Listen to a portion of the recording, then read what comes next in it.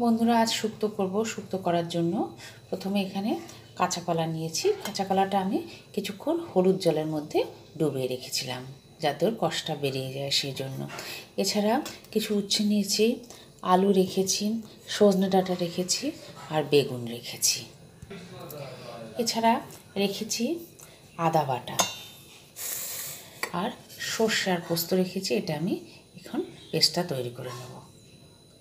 পেস্টটা তৈরি করার আগে প্রথমে কড়াইতে তেল দিয়ে সবজিগুলো এক এক করে ভেজে নিচ্ছি। প্রথমে কড়াইতে তেল দিয়ে নিয়েছি। তেল দিয়ে কিছুটা বড়ি ভেজে নেব। বড়ি ভেজে নিয়েছি। বড়িটা এক এক করে তেলের থেকে তেলটা ঝরিয়ে তুলে ফেলছি।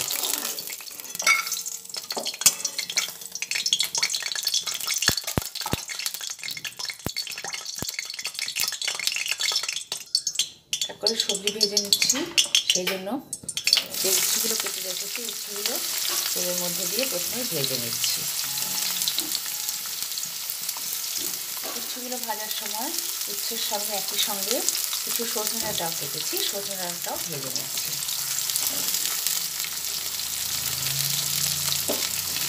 আর বাদ বাকি সবজিগুলো এগুলো ভাজা হওয়ার পরে আবার ভাজছি। ভাজার সময় এক এক করে এর মধ্যে হলুদ গুঁড়ো দিলাম, এছাড়া নুন দিচ্ছি। নুন দিয়ে দিলাম, দুটো দিয়ে একসঙ্গে সবজিটা ভেজে নিচ্ছি।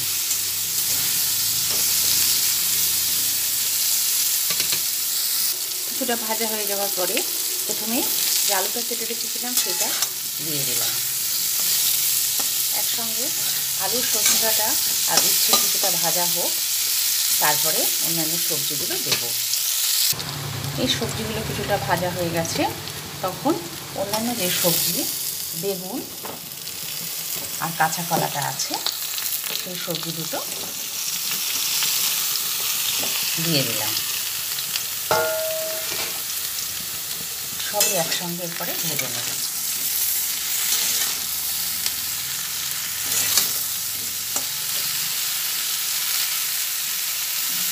সব সবজি ভেজে নিলাম। এরপরে একটা বাড়িতে সব সবজিগুলোকে তুলে নিই। বাটির মধ্যে সব সবজিগুলো তুলে নিলাম। এরপরে কড়াইয়ের মধ্যে আবার তেল দিয়ে দিলাম। তেল দিয়ে ফোড়নের জন্য আমি এখানে কিছুটা পাঁচ ফোড়ন দিচ্ছি।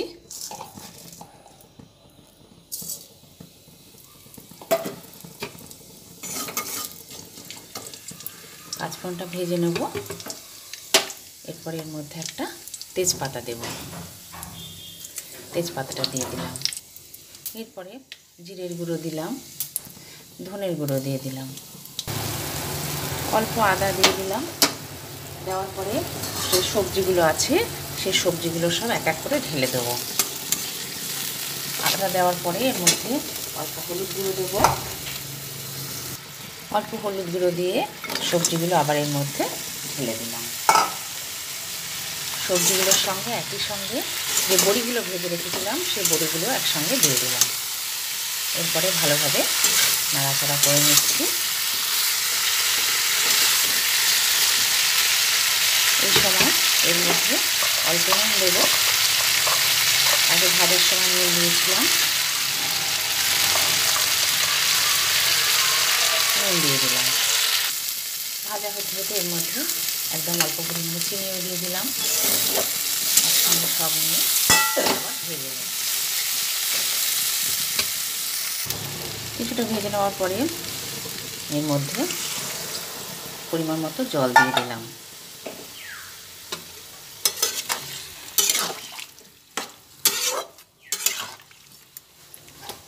জল দিয়ে একটু ভালোভাবে নাড়াচাড়া করে নিলাম। যেটুকু সেদ্ধ হয়েছে বাদ বাকি অংশ সেদ্ধ হবে।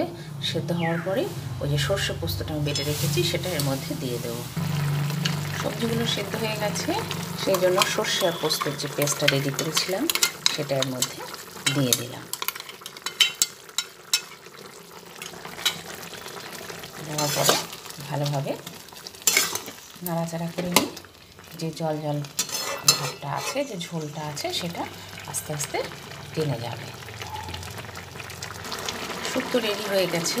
এরপর এটা একটা পাত্রে তুলে ফেলছি। শুক্তোটা রেডি করে ফেললাম, এরপর এটা একটা পাত্রে তুলে ফেলেছি। আমার এই রেসিপিটা যদি ভালো লাগে তাহলে অবশ্যই আপনারা লাইক, শেয়ার এবং কমেন্টস করে আর সাবস্ক্রাইব করে পাশের বেল বাটনটি প্রেস করে আমার পাশে থেকে আমার বন্ধু হওয়ার চেষ্টা করবেন।